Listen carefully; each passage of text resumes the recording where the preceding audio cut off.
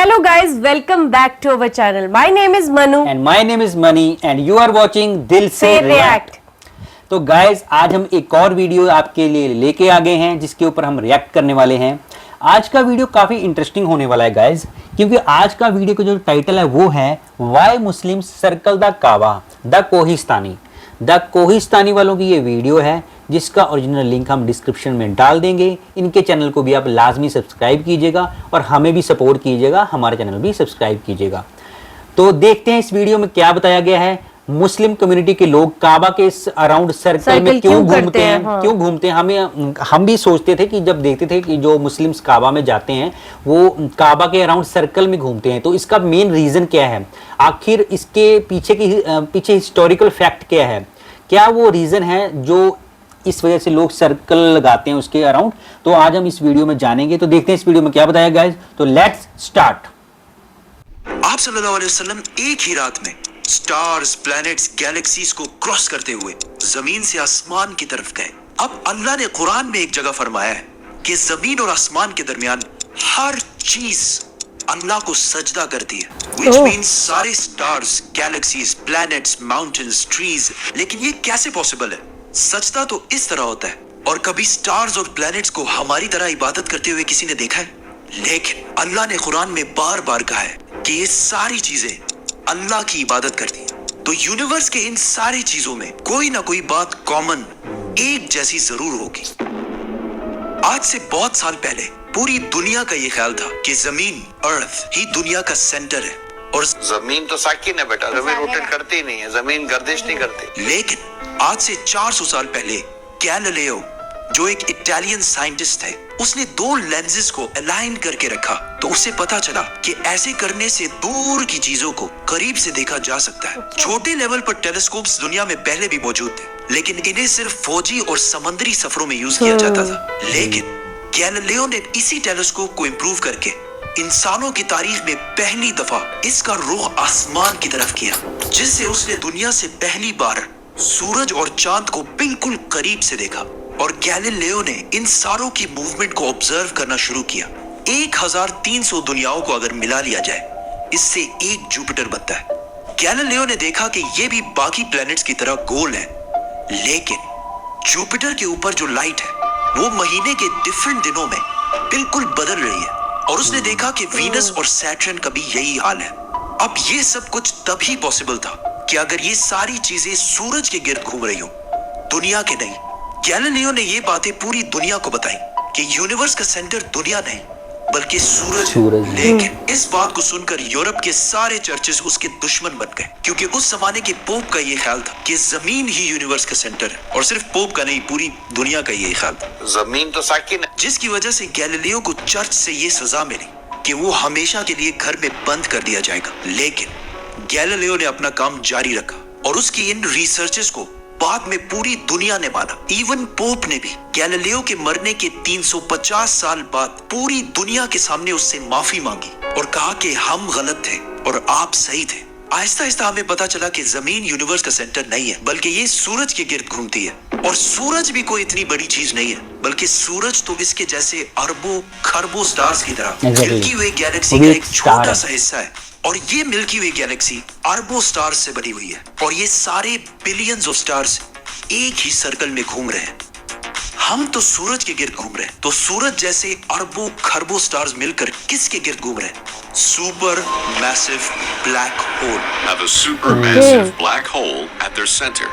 इस black hole ने, जो हमारे सूरज से 40 लाख टाइम्स बड़ा है, ने पूरी गैलेक्सी को एक गोल सर्कल में रखा हुआ है। जिस तरह हमारे सूरज ने जमीन, जुपिटर, मार्स, इन सारे प्लैनेट्स को एक सर्कल में रखा हुआ है। लेकिन ये गैलेक्सी भी कोई इतनी बड़ी चीज नहीं है, बल्कि ये लाखों और गैलेक्सीज को मिलाकर एक छोटे से क्लस्टर का एक छोटा सा हिस्सा है। ये लाखों गैलेक्सीज मिलकर एक क्लस्टर बनाते हैं, और ये क्लस्टर भी कोई इतनी बड़ी चीज नहीं है, बल्कि इस जैसे लाखों क्लस्टर्स मिलाकर एक सुपर क्लस्टर बनता है। और ऐसे हजारों सुपर क्लस्टर्स और भी मौजूद है। अब आपने ये नोट किया कि इन सारे स्टार्स, गैलेक्सीज, प्लैनेट्स में एक चीज कॉमन है कि इस पूरे यूनिवर्स में हर चीज किसी न किसी दूसरे ऑब्जेक्ट के गिर्द घूम रही है। और जब रसूलुल्लाह सल्लल्लाहु अलैहि वसल्लम भी आसमानों की तरफ गए तो उन्होंने बैतुल मामूर में फरिश्तों को नमाज पढ़ते हुए नहीं देखा, वो भी किसी चीज के गिर्द घूम रहे हैं। लेकिन घूमने का इबादत से क्या ताल्लुक है? अल्लाह ने तो कहा है कि ये सारी चीजें इबादत करती हैं। आपको पता है अल्लाह ने ये बात किस सूरत में कही है? सूरह हज में। हज में मुसलमान पूरी दुनिया से इस्लाम की सबसे मुकद्दस और होली जगह काबा के पास जाते हैं और बार बार इसके गिर्द घूमते हैं। अब इस सर्कल करने का मतलब क्या है? जब मुसलमान काबा के गिर्द घूमता है तो वो उस वक्त अकेला नहीं घूम रहा होता, बल्कि चांद, प्लैनेट, स्टार्स, गैलेक्सीज, क्लस्टर्स सारों के साथ एक ही इबादत में शामिल हो जाता है। तो ये सारी चीजें हमारी तरह इबादत नहीं करती, बल्कि हम मक्का जाकर इनकी तरह इबादत करते हैं। लेकिन इस आयत में तो लिखा है कि ये सारी चीजें अल्लाह को सजदा करती हैं। सजदा का मतलब सिर्फ हमारे वाला सजदा नहीं है, बल्कि अल्लाह के निजाम के मुताबिक चलने को भी सजदा कह सकते हैं। लेकिन अल्लाह ने इस आयत में सिर्फ स्टार्स, गैलेक्सीज और प्लैनेट्स का नहीं कहा, बल्कि हर चीज, पहाड़, दरख्त, जानवर, सब का कहा है। ये तो सर्कल्स में नहीं घूमते। आज से हजारों साल पहले एंशिएंट ग्रीस में ये कॉन्सेप्ट बना कि कायनात की हर चीज एक बहुत ही छोटे पार्टिकल, एटम से बनी हुई है, जिसको फिर 2000 साल तक पूरी दुनिया भूल गई। लेकिन आज से 200 साल पहले इस कॉन्सेप्ट पर रिसर्च दोबारा शुरू हुई और साइंसदानों की रिसर्च से पता चला कि एटम सबसे छोटा पार्टिकल नहीं है, बल्कि इसके अंदर और भी पार्टिकल्स हैं, जैसे प्रोटॉन्स, न्यूट्रॉन्स, इलेक्ट्रॉन्स। प्रोटॉन्स और न्यूट्रॉन्स जिन्होंने केमिस्ट्री पढ़ी उनको पता है, और इलेक्ट्रॉन्स हमेशा इनके गिर्द घूम रहे होते हैं, ऑलमोस्ट बिल्कुल उसी तरह जिस तरह प्लैनेट सूरज के गिर्द घूमते हैं और स्टार्स ब्लैक होल के गिर्द घूमते हैं। जिसका मतलब है कि कायनात की हर चीज चाहते या ना चाहते हुए किसी ना किसी चीज के घूम रही है। मुसलमान काबा का तवाफ करने जाता है तो वो कायनात की हर छोटी से छोटी चीज, जैसे एटम के अंदर इलेक्ट्रॉन से लेकर कायनात के सबसे बड़े ऑब्जेक्ट्स, प्लैनेट्स, स्टार्स, गैलेक्सीज और इवन बैतुल मामूर में फरिश्तों के साथ एक ही इबादत में शामिल हो जाते हैं। हो सकता है इसीलिए इस्लाम में तवाफ करना सबसे बड़ी इबादत है। तो जब सूरह हज में अल्लाह ने फरमाया कि ये सारी चीजें मेरी इबादत करती हैं, तो ये हमारी तरह इबादत नहीं करती, बल्कि हम मक्का में काबा का तवाफ करके इनकी तरह अल्लाह की इबादत करते हैं। लेकिन इन सारी चीजों का तवाफ करने का एक फिक्स टाइम है, और जैसे ही ये टाइम पूरा होगा तब हर शख्स मालूम कर लेगा कि वो क्या लेकर आया है। सब्सक्राइब। नाइस। तो गाइज बड़ी इंफॉर्मेटिव वीडियो थी। Exactly. बेसिकली इन्होंने रिलीजियस पर्पस को साइंटिफिक पर्पस के साथ अटैच करके समझाया है काफी कि क्यों अच्छे से। हम काबा के सर्कल बड़े करते मतलब हैं। इन्होंने सिंपल तरीके से समझा दिया है कि क्यों काबा में जो मुस्लिम्स कम्युनिटी के लोग हैं वो काबा के अराउंड सर्कल में घूमते हैं। तो उन्होंने एक साइंटिफिक हवाला भी दिया है कि दुनिया में ऐसी कोई चीज नहीं है जो किसी ना किसी बिल्कुल हर चीज, हर ऑब्जेक्ट किसी ना किसी दूसरे ऑब्जेक्ट के अराउंड घूमता है। जैसे बोलते हैं ना, कहावत भी है कि हर बंदा किसी के एक ऑब्जेक्ट को छोड़ो एक दूसरे इंसान के ऊपर के अराउंड रिवॉल्व करता है, कि उसके ऊपर डिपेंड करता है। तो क्योंकि कायनात में हर चीज परमात्मा ने ऐसी बनाई हुई है, एक न्यूट्रॉन से लेकर प्रोटॉन से लेकर गैलेक्सीज, स्टार्स, हर चीजें घूमती हैं। जैसे एक छोटा बच्चा होता है वो अपनी माँ पे डिपेंड करता है। एग्जैक्टली, बिल्कुल उसके अराउंड घूमता है वो। अगर माँ नहीं होगी तो बच्चे का जीना दुश्वार हो जाएगा। ऐसे ही है। तो काबा में आज हमें पता चला कि ये इसके पीछे एक साइंटिफिक रीजन है, क्योंकि जो सुप्रीम पावर है, जो दुनिया के ऑलमाइटी अल्लाह है, गॉड, ईश्वर है, तो वो ऑलमाइटी है। हम सारी दुनिया, सारे गैलेक्सी, दुनिया का पेड़ पौधे, पत्ते, जानवर, इंसान, सारे उनके अराउंड ही घूमते हैं।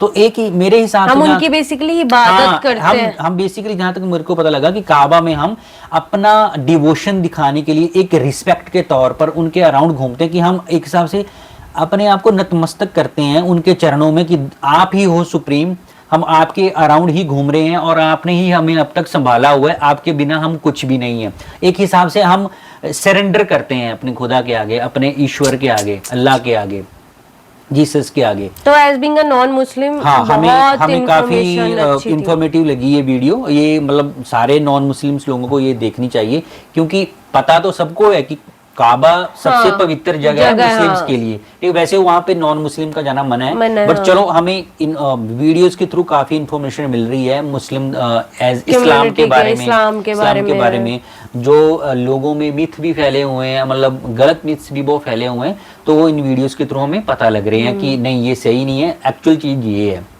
तो हमें भी काफी कुछ पता लग रहा है। तो गाइस आज हमें पता चला कि मक्का में जो मुस्लिम जाते हैं वो सर्कल में क्यों घूमते हैं। जैसे उन्होंने बताया कि जो हमारी पृथ्वी है वो भी सूरज के अराउंड ही रिवॉल्व करती है, तभी अब एक ही हिस्से में रात होती है, एक हिस्से में दिन होता है, ठीक है। ऐसे ही कितनी पृथ्वियां और भी हैं, हाँ, कितने स्टार्स हैं, गैलेक्सीज की भाग सुपर गैलेक्सीज हैं, फिर ठीक है।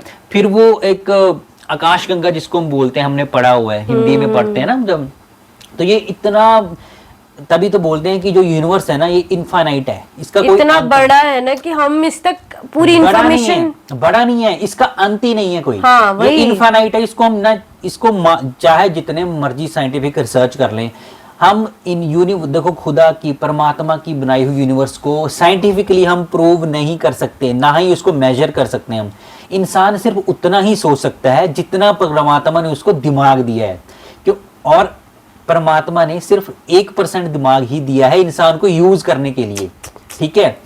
99% दिमाग इंसान अपना यूज ही नहीं कर पाता, ठीक है। तो 1% से इंसान कितना ही सोच लेगा, उसकी जितनी सोच है उतनी, क्योंकि परमात्मा को नहीं नाप सकता वो।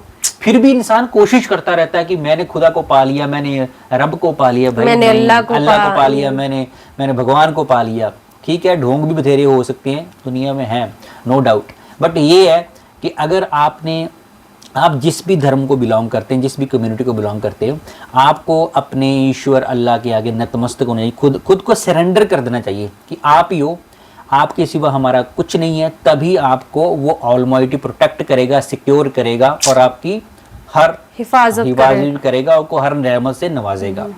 तो ये था आज का वीडियो, बहुत अच्छा वीडियो था।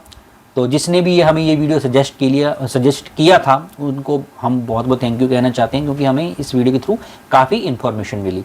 तो मिलते हैं गाइज नेक्स्ट वीडियो में। आपको हमारा रिएक्शन कैसा लगा हमें कमेंट बॉक्स में जरूर बताइएगा, और हमारे चैनल को लाजमी सब्सक्राइब भी कीजिएगा गाइज। तो ठीक है गाइज, मिलते हैं नेक्स्ट वीडियो में, तब तक के लिए साइनिंग ऑफ।